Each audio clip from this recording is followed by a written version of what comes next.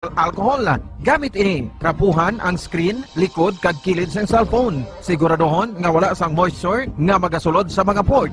Siyempre, limpihan man ang phone case antes ibalik diri ang cellphone.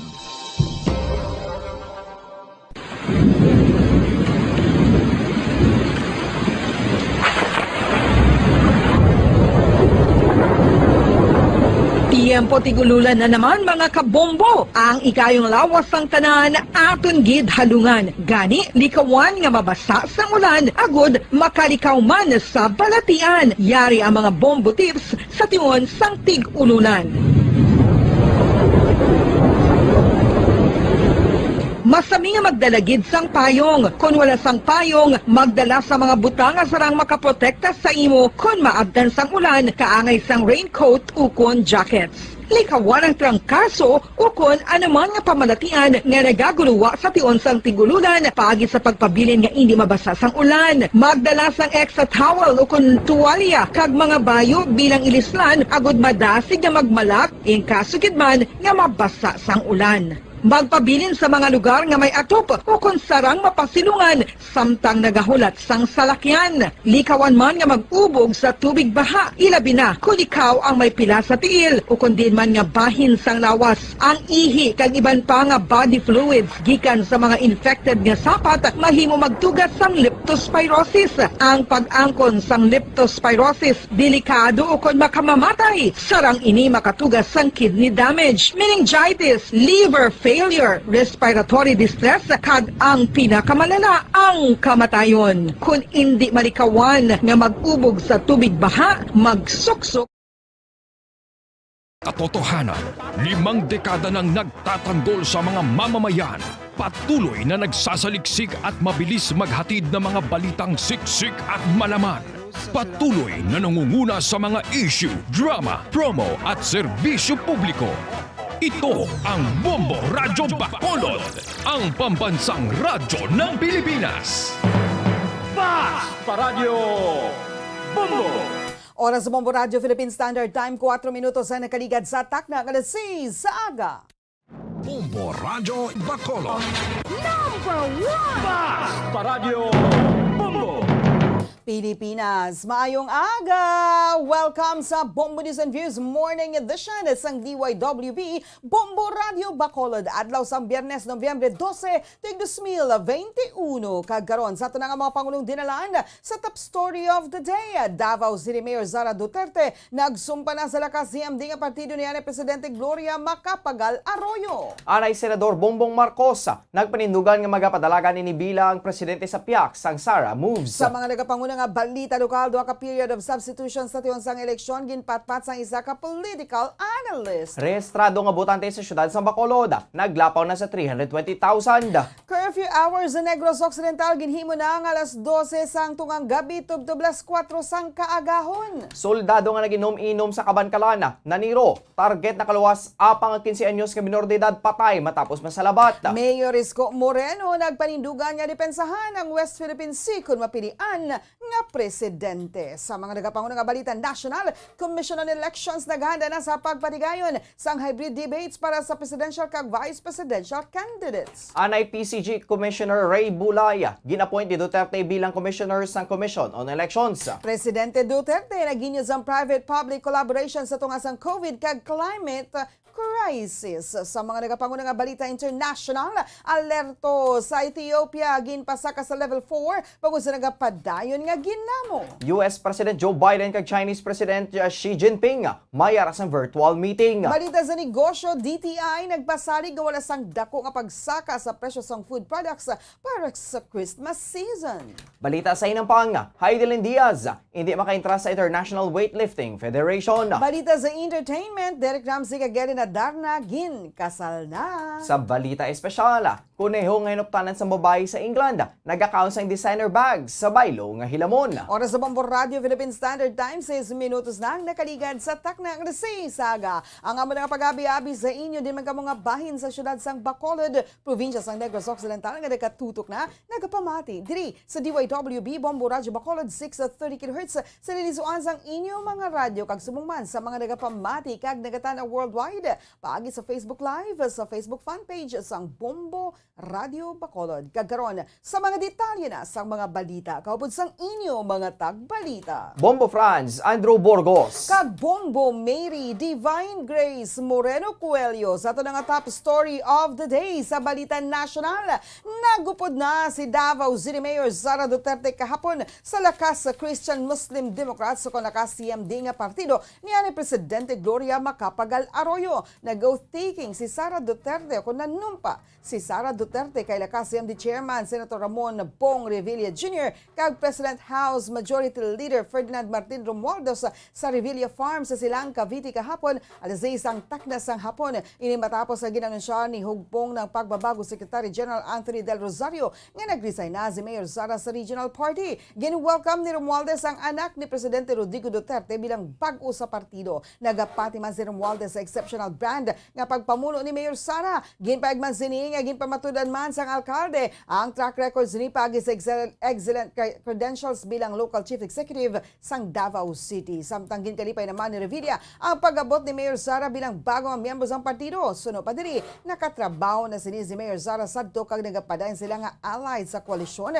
Kaupo na nga na local party nga hugpong ng pagbabago. Sa kasal sang bata ni Bong Revilla, ginpahig naman ni Senador Bato de la Rosa nga nakahanday ni nga mag-isol sa presidential race kung magdesisyon si Sara Duterte bilang presidente. Sa kaangot nga balita, ginpaay ni former Senator Ferdinand Bongbong Marcos Jr. nga magkapatalagan ini bilang presidente sa 2022 elections sa piyaksang political moves ni Davao City Mayor Sara Duterte. Manumduman nga sa Miyerkules, nag-withdraw sang certificate of candidacy para sa re-election bilang mayor sang 2022.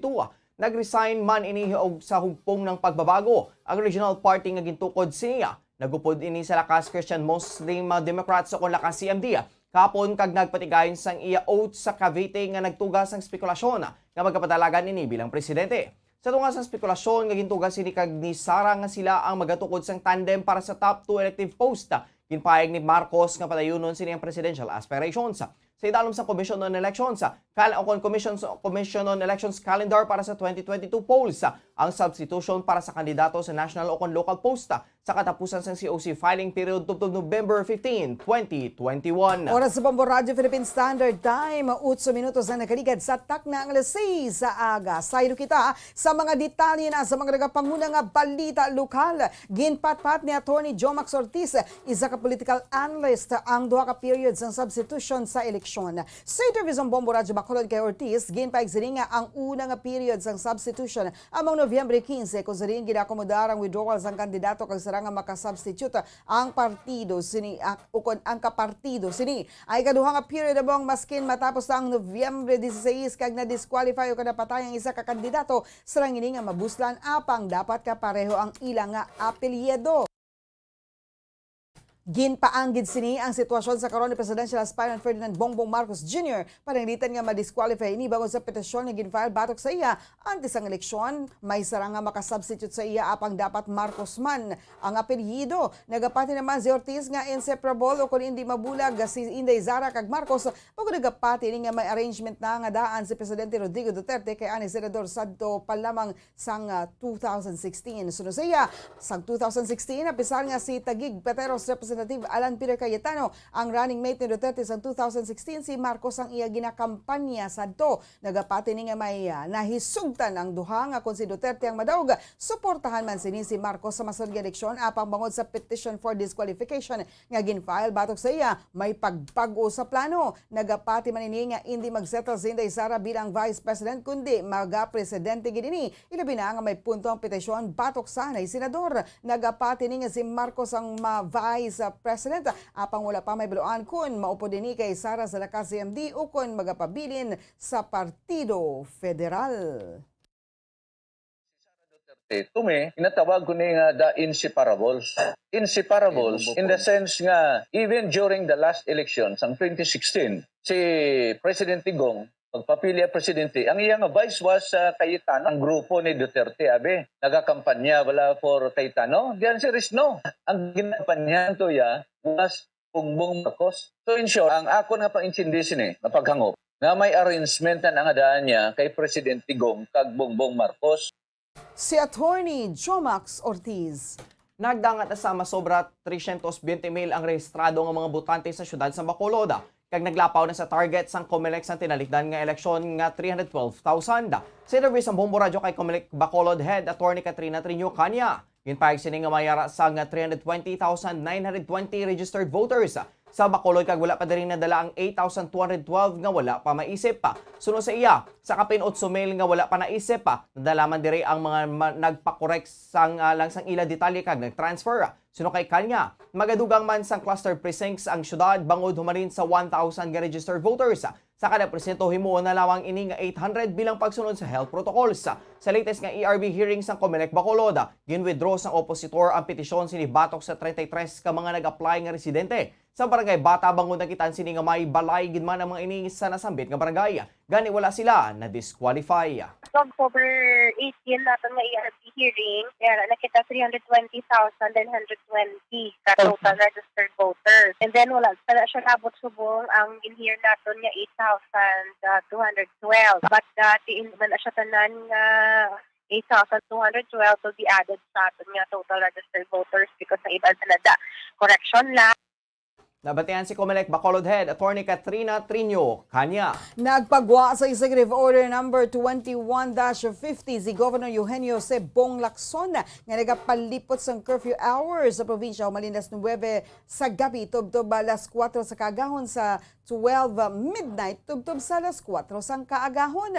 Nag-take effect ang EO nga ginpagwa sang gobernador kahapon kag para lamang sa mga legalang edad kon 18 anyos pasaka. Ang curfew hours naman para sa mga minor de edad ay nagapabilin sa alas 10 sang gabi tubtob sa alas 4 sang kaagahon. Exempted sa implementasyon ng mga persona nga may emerhensya, person in cargo vehicles, mga authorized person outside residence nga may valid work schedule apang dapat mayira sang proof of identification kag work schedule. Naghingyo ang mga airline company sa probinsya kung saan sila makadugang sang trip humalin Negros Occidental, padulong sa Manila kag vice versa.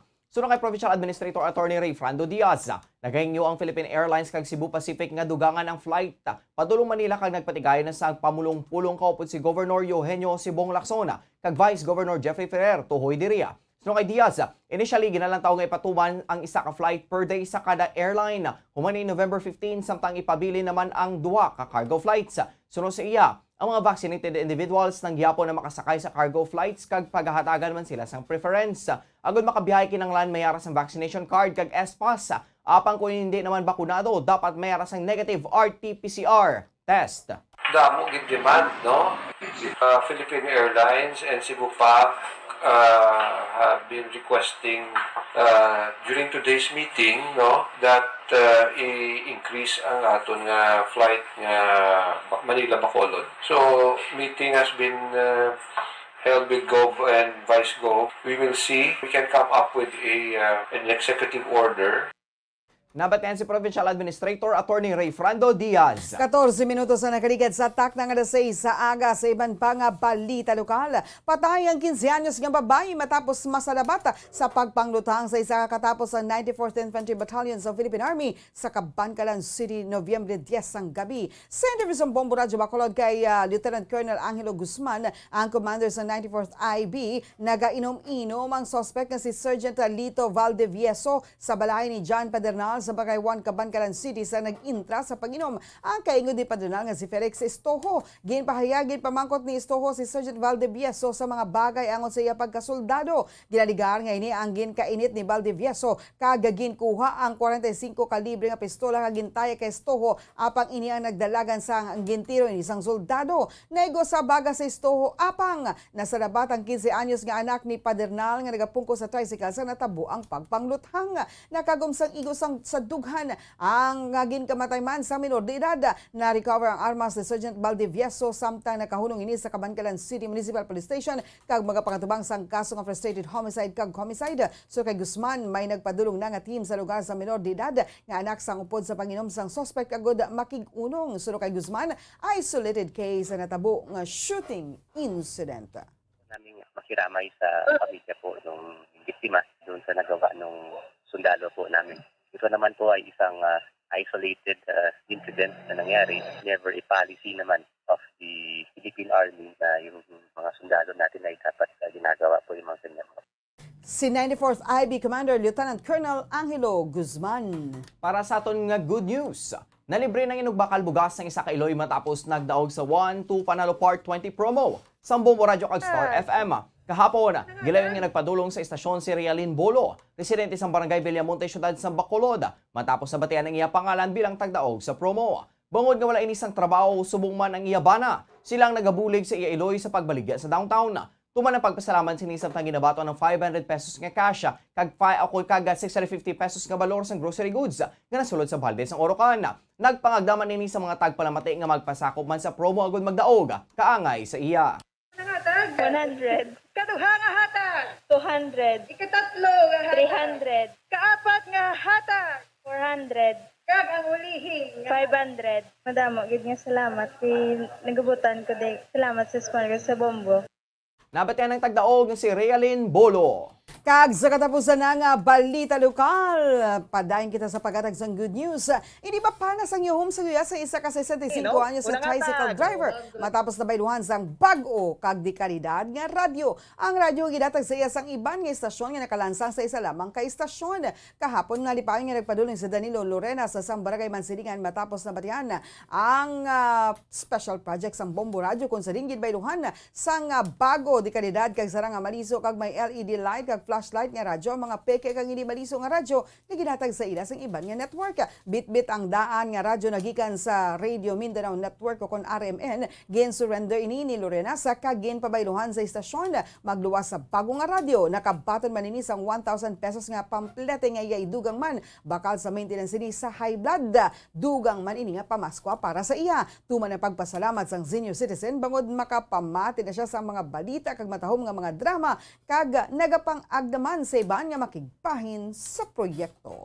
Ay araman dira nga radyo nga nakalansang sa isa lang ka istasyon. Pwede gid kamo di ka kadto kay akon nabatian ko lang kagaina nagkadto ko di dayon para makapamati man ko sa iban nga istasyon. Kapasalamat gid ako sa Bombo Radio nga naghatag sila sang amo ning promo. Dason makabati nako sang mga insakto nga balita. Si Danilo Lorenas ang nakigbahin sa pagpabaylo sang iya radyo sa Bombo Radio Bacolod. Oras sa Bombo Radio Philippine Standard Time, 19 minutos ang nakaligad sa tak ng alas 6 aga. Bantayan sa pagpanumbalik sang Bombo News and Views Morning Edition, mga detalye na sa mga nagapanguna nga balita national, international kagiban pa diri sa gihapon sa DYWB Bombo Radio Bacolod. Bombo Radio Bacolod. Paradyo Bombo! Subong nga mayara sang coronavirus pandemic, isa sa pinakamabudlay nga butang amo ang idi naton makita ang aton nga kontra. Gani dapat mangin mahinalungon kita kag nagasunod sa minimum health protocols nga ginapatuman. Magluwas dira na kay balobala kamo mga kabombo nga dapat man nga i-disinfect ang mga cellphones agud malikawan ang virus. Santo sa pagtuon, ang isa ka typical nga cellphone user ang nagtandog sang cellphone sang 2,617 ka beses kada adlaw. Apang kon extreme cellphone user ka naman, ginatandog mo ang imo gadget sa masobra sa 5,400 ka beses sa isa ka adlaw. Paano i-disinfect ang mga cellphones? Una, dapat i-shutdown ini anay kag kuhaon sa case anti-slimpyuhan. Sunod, pason ang tela sang tubig nga may lakot nga habon o kon rubbing alcohol. Pwede man magamit sang wet wipes nga may 70% isopropyl alcohol. Gamit ini, trapuhan ang screen, likod kag kilid sang cellphone. Siguraduhon nga wala sang moisture nga magasulod sa mga port. Syempre, limpyuhan man ang phone case antes ibalik diri ang cellphone. Ang pagbinuligay sa tiun sang pandemya tuman ka importante. Apang antes kita makabulig sa iban, unahon naton anay atipan ng aton tagsa kakaugalingon. You cannot take care of others if you do not take care of yourself. Base sa World Health Organization o WHO, na sa tiun karon sang pandemic, madamo ang ginaigo sang stress. Pila sa masanag nga mga emotional symptoms nga maangot sa stress ginakipansang pagbatsyag sang kahadlok, pagkasubo, kag kaakig. Sa bahin sang physical symptoms, nagabatsyag sang pagkasakit sang ulo, may kabudlayan sa pagtulog kapag kaon. Sa bahin sang behavioral symptoms, nagakadulaan na sang gana o kon motibasyon sa pagtrabaho. Nagataas ang pag-usa sang alcohol o kon drugs, kag wala na nagatambong sa mga ginapakigbahinan sa nga religious, spiritual practices. Magun sini, iyari ang pila ka mga panugyan sang WHO agud nga makalikaw kita sa stress. Lingawon ang kaugalingon, pinaagi sa paghimo sa mga aktibidad nga imo gina-enjoy kag ginakaluyagan, kaangay sang pagbasa, pagkulokanta, pagsaot, pagluto, gardening, kag iban pa. Mag-exercise physically every day, magtulog sang temprano or getting enough sleep, eat well, kag ang pinakaimportante sa tanan, magpangamuyo. Mga kabombo, yari si Monsignor Felix Pasquin sang Our Lady of Candles Parish Capitol Heights sa iya imbitasyon sa pag-upod sa Santos nga Misa live sa Bombo Radio. Bombo Radio Bacolod. Basta Radio Bombo! Oras sa Bombo Radio Philippine Standard Time, 21 minutos na nakaligad sa atak ng alas 6. Saga pa rin ka mga nagapambati, nagatanaw diri sa DYWB Bombo Radio Bacolod. Ini ang Bombo News and Views Morning Edition. Sa gihapon, kaupod ninyo. Bombo Franz, Andrew Burgos. Kag Bombo Mary, Divine Grace Moreno Coelho. Sa dugang pa nga mga balita, gimpahayag ni Aksyon Demokratiko Presidential Beta Manila Mayor Isko Moreno Dumagoso nga hindi ni magkahadlok sa pagdepensa sang soberanya sang pungsod sa West of Philippine Sea. Sa media interview ang West Philippine Sea bilang background, gimpahayag ni Moreno nga magapanindugan ni sa Hague ruling nga magatukod sang kapasidad sang pungsod agod nga depensahan ang kadagatan zinikag siguruhon ang wala na impendi o kon ginaimpedihan nga access sa mga magagmay nga mga manugpanagat sa ambunansya nga fishing ground. Si Moreno ang running mate ni Dr. Willie Ong kag ang senatorial bets nga Sandaya Samira Gutok, Dr. Carl Balita kag Jopet Season ang kikita kaupod ang isa kagatos ka mga fisher folks kagiban pa nga pamilya sa lugar agod nga pamatian ang masubo nila nga bahin bilang resulta sang presensya sang Chinese vessel sa Panatag Shoal. Oras sa Bombo Radio Philippine Standard Time, 23 minutos na nakaligad sa takna nga sa isaga. Saylo kita sa mga detalye na sa mga nagapanguna nga balita nasyonal.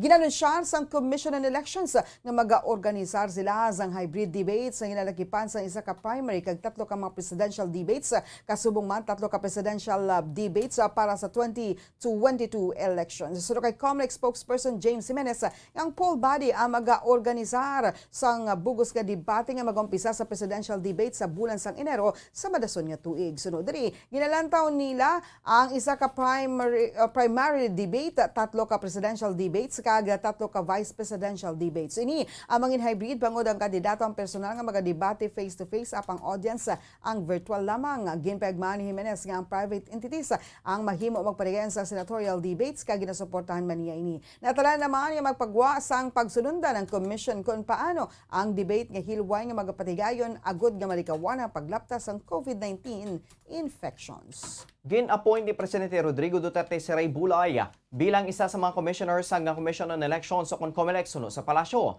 Ginpahayag ni Presidential Spokesperson Harry Roque nga si Bulay ang magaserbe nga COMELEC official tubtod February 2, 2027. Confident naman ang mga ini nga siguruhon ni Bulay ang pagpatigayon sang honest, orderly, credible kag peaceful elections. Antes pa man ini ginapoint sa COMELEC, si Bulay ang nagaserbe bilang commissioner sa Presidential Commission on Good Government kung saan ini ang ginamanduan nga i-recover ang ill-gotten wealth sang diktador nga si Presidente Ferdinand o kung anay Presidente Ferdinand Marcos kag pamilya siniya. matapos ang PCGG stint. Nagserbe si Bulay bilang Manila Chief Prosecutor. Nagpadawagan si Presidente Rodrigo Duterte sa greater public-private collaboration agad madres ang pagpanghangkat sa inclusion and sustainability sa tunga sang COVID-19 pandemic ug climate change. Sa online 2021 APEC Business Advisory Council Dialogue, kaupod ang economic leaders, ginpahayag ni Duterte nga ang mga notable areas sa collaboration kaupod ang ABAC o kon ABAC nga nagasanyog ang digitalization kag literacy sa rural communities, nag-establishar sang National Social Protection Floor o kon SPF kay nagka-facilitate sang pagpabalhin sang developing countries sa low carbon economy. Sa pag-promote sang digital literacy, nagpanindugan si Duterte nga ang paglulupod sa mga mahina nga komunidad sa digital economy agud nga mabuligan ang pagsakas sa economic productivity sa tunga sa health crisis nga nagapalala pa sang unemployment sa bilog nga kalibutan. Kasubong man ang Chief Executive ang nag-establishar sa National SPF ang maka-address ang gap sa social protection programs nga nag-expose sa tiyon sang pandemya. Sunod pa sa Presidente, ang SPF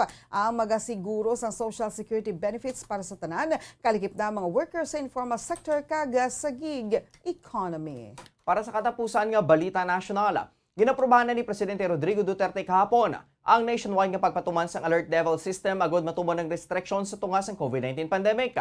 Nagpagawa si Duterte sang Executive Order 151 matapos ng Interagency Task Force for the Management of Emerging Infectious Diseases o kon IATF ang nagrekomendar sa nationwide adoption sang system sa October 28. Ginalimitahan sang sistema ang pag-lockdown lamang sa mga lugar nga may mataas nga COVID-19 community transmission.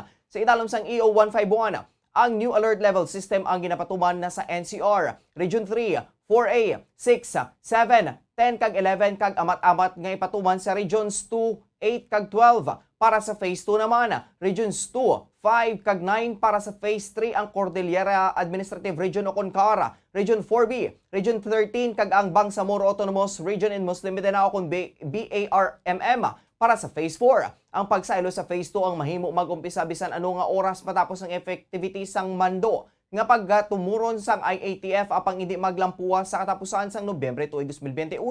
Sa idalom sang IATF guidelines, alert level systems ang maga-cover sang kabugusan nga syudad kag munisipalidad agud nga ma-manage kag mapanubuan ang paglaptas ng infeksyon. Kada syudad kag munisipalidad ang pagtumuron nga alert level 1 tubtob alert level 5. Kag ang Department of Health ang magatubod sang alert level nga ipatuman sa tagsa-tagsa ka mga lugar. Oras sa Bombo Radio Philippine Standard Time, 27 minutos lang nakaligid sa takna nga 6 sa aga. Saydo kita sa mga detalye na sa mga nagapangunang balita international sa Ethiopia. Ginpaydalom sa Department of Foreign Affairs ukon DFA kahapon sa alert level 4 ang Ethiopia bangod sa nagaparehan nga ginamo sa Tigray kag iban pa nga balapit nga rehiyon sa ginpagwa nga pahayag sang DFA ginabisuhan ang tanan nga mga Filipinos nga di magpadulong sa Ethiopia sa subong nga panahon bawod sa nagaparehan nga mainit nga pagginamo. Alert level 4 ginapatuman kung mayara sang large scale internal conflict o kon full-blown external attack. Sa dalom sa alert level ang national government ang nagapatuman sa mandatory evacuation procedures. Sa pungsod Estados Unidos, magapatigayon sa virtual summit sa US President Joe Biden kag Chinese President Xi Jinping.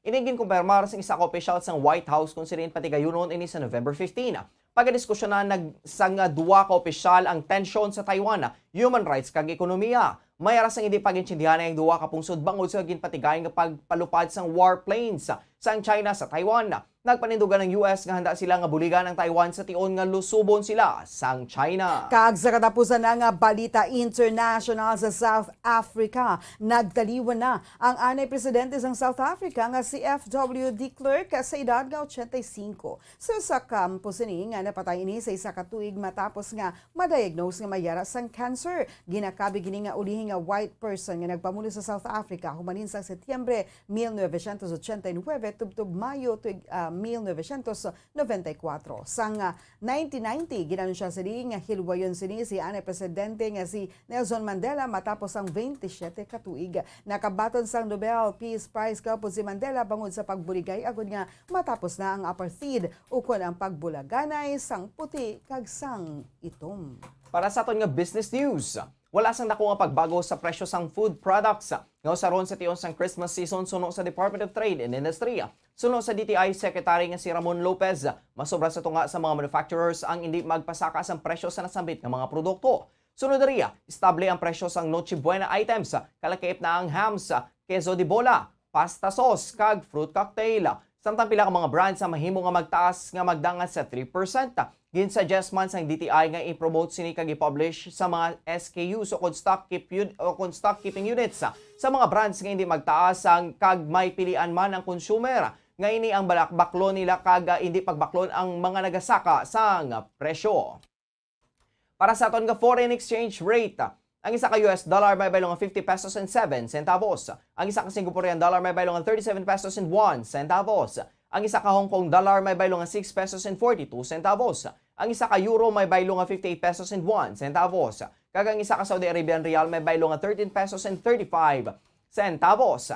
Ang average nga presyo sang produktong petrolyo nagikan sa Shell, Caltex kag Petron stations. Ang unleaded na gabalor sa 60 pesos and 35 centavos, tubdob 64 pesos and 29 centavos. Kag ang premium na gabalor sa 61 pesos and 35 centavos, tubdob 65 pesos and 79 centavos. Kag ang diesel na gabalor sa 48 pesos and 20 centavos, tubdob 50 pesos and 95 centavos. Para sa aton nga sports news, hindi makita nga magampang si Heidelin Diaz sa nabilin nga inadlaw sa 2021 bangod hindi ni magpasakop sa International Weightlifting Federation o kon IWF World Championships nga natala na sa patigayo o kon nga patigayunon sa December 7 sa Tashkent, Uzbekistan.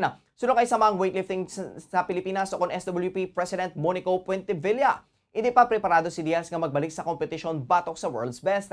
Suno kay Puentevilla, napatyagaan ni Diaz nga kulang ini sa training kag focus kag luyag pa sini nga i-enjoy ang kadalagan sini sa Tokyo Olympics. Napatyagaan man sining iban nga mga Olympians ang hindi magpasakop sa tournament. Si Diaz, kaupo ng fiancé kag strength and conditioning coach nga si Julius Naranjo, ang yara na sa Malacca, Malaysia. She is equipped to undergo training there in the same private and isolated facility where she held her 2020 Tokyo Olympics build-up. Ginbayag man ni Puentevilla nga si Diaz ang nagaumpisa na sa pagkondisyon sa kaugalingon. Sini para sa Vietnam Southeast Asian Games sa May 2022 kag sa Asian Games sa September 2022. Ginapreparahan man ni Diaz ang mahimong uli nga Olympic stint sa 2024 Paris Games. Oras sa Bombo Radio Philippine Standard Time, 32 minutos na nakaligat sa tak ng Zaga. Kagkaroon sa ito naman niya showbiz news. Ginkasal na Sanday Derek Ramsay kag Elena Darna. Ginpaligan ng private wedding sa Rancho Bernardo, Luxury Villas and Resort sa Bagak, Bataan kahapon sang hapon, Nobyembre 11. Lunsay malapit nga pamilya ang ginimbitar sa kasal sang duha. Nakakuha sang atensyon ang bata sa artes si Elias nga naging ring bearer sang duha. Suksok naman sa artes ang gown nga himo sang designer nga si Mac Tumanga ang naghimo sang lava gown ni Catriona Gray samtang Miss Universe sa sadtong Miss Universe 2018 sang Febrero 26 ako sang duha ang ilang nga relasyon ni baruan nga si Elena Darna kag Derek Ramsay ang tupad balay sa exclusive village sa Ayala, Alabang sa Muntinlupa. Madamo man nga congratulatory messages ang nabaton sang newlywed couple. Para sa ating Bombo Health News, nabato na sa Pilipinas kahapon ang dugang 3 million doses ng government-procured Sinovac COVID-19 vaccine. Ang batch sa bakuna ang naghugpa sa Ninoy Aquino International Airport Terminal 2 pasado alas 6 sang hapon. 3 million doses man ang nagabot nga Sinovac doses sang Miyerkules. Bangod sa bago nga nagabot nga bakuna, nagdangat ini sa 121,112,370 doses. Suno kay Dr. Maria Paz Corrales, ang National Task Force Against COVID-19 Medical Consultant. As of November 10, na-administer ng 1 million jobs kada adlaw kag 36,338,077 ang nakabaton sa first dose samtang 39% ang fully vaccinated na. Suro kay Vaccine Czar Carlito Galvez Jr. nga tinutuyo sa gobyerno nga maka-administer ng 5 million doses kada adlaw sa tiyon sa National Vaccination Day. Humalain sa Nobyembre 29 tubtob December 1. Sang damlag lang ginpayag sang gobyerno nga tinutuyo ang maka-administer sang isa tubtob 1.5 million doses sang COVID-19 kada adlaw humalin sa November 20 nga agod nga mapadasig ang vaccination program. Oras sa Bombo Radio Philippine Standard Time, 34 minutos na nakaligat sa tak na alas 6 sa aga. Antes sa aton nga balita nga espesyal, ato na ginapahanumdo mga aton tagdaog kagabi sa 1 to Panalo promo part 20. Ginlawag ka alas 8 sang gabi kag antes ang alas 8 subong nga aga. Dapat yari ka na sa istasyon sang Bombo Radio agod makuha mo ang imo premyo. Ang aton tagdaog kagabi third winner naton taga Progreso Village, Barangay Vista Alegre Libre, Bacolod City. Margie T. Javier,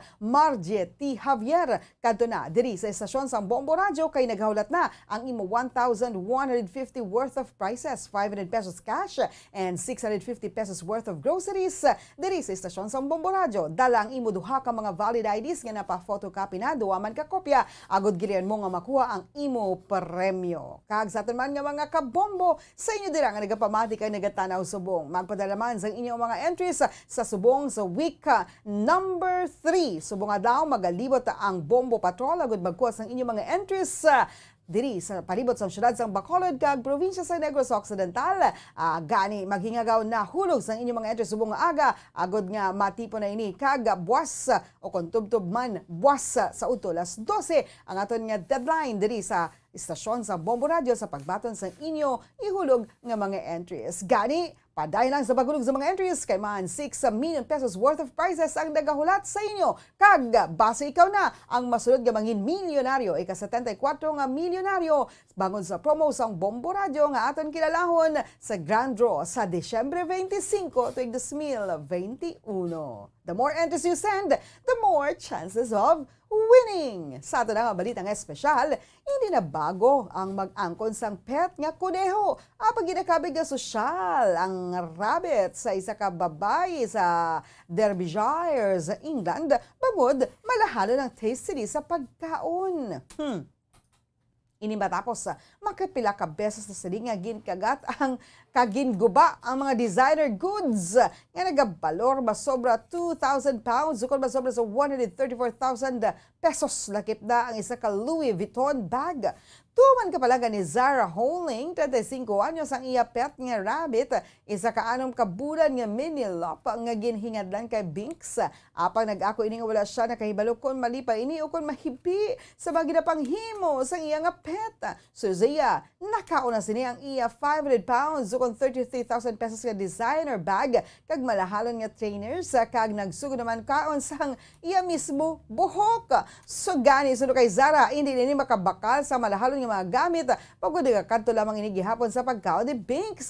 Sunod diri linibo nga pounds na guba sang kuneho nga iya lamang nabakal sa balor nga 60 pounds o kung kapin sa 4,000 pesos. So sa iya, hindi na ini makapanagiya sa maskin ano nga bangod nga ginapanagiyahan na ini ni Binks.